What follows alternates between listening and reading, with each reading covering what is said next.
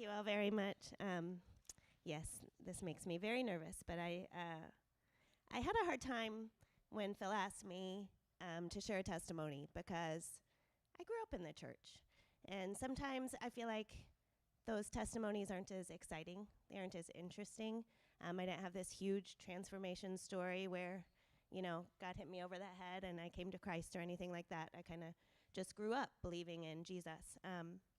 So I grew up in a godly home. My parents became Christians when I was a baby.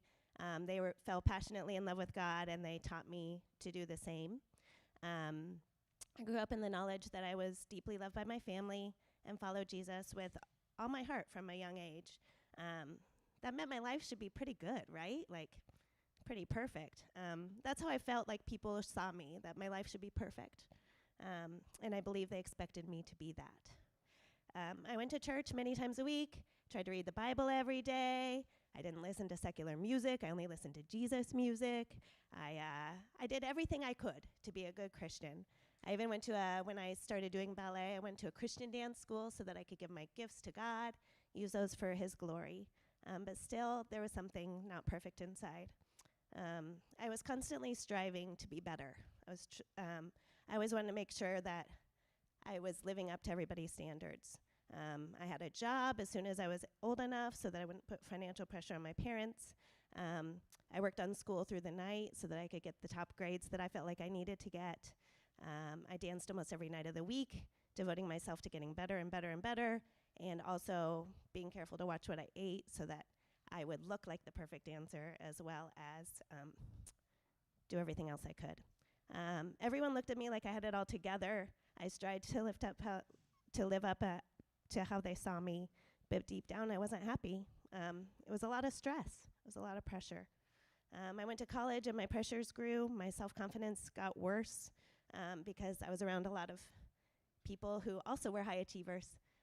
So I saw people who were better dancers than me, better at academics than me, and I became unhealthy in my habits, trying to live up to those standards. I began to starve myself so that even if I wasn't as good technically of a dancer, I would look like a good dancer. So I just started being very unhealthy to the point where I had to leave school to take care of my eating disorder.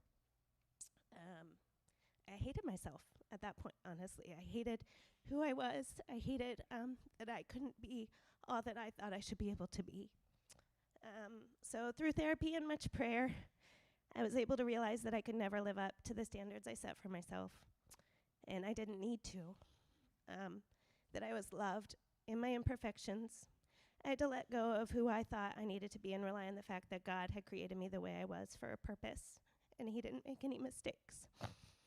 I still struggle. I struggle with striving. I struggle with trying to be the best everybody wants me to be. I struggle with living up to my own standards as well as others. But then I force myself to rest in the knowledge that God created me just the way I am for a purpose, and that no matter how much I try to mess that purpose up, He's still going to work through me and can still use me to make a difference in the lives of others. Thank you.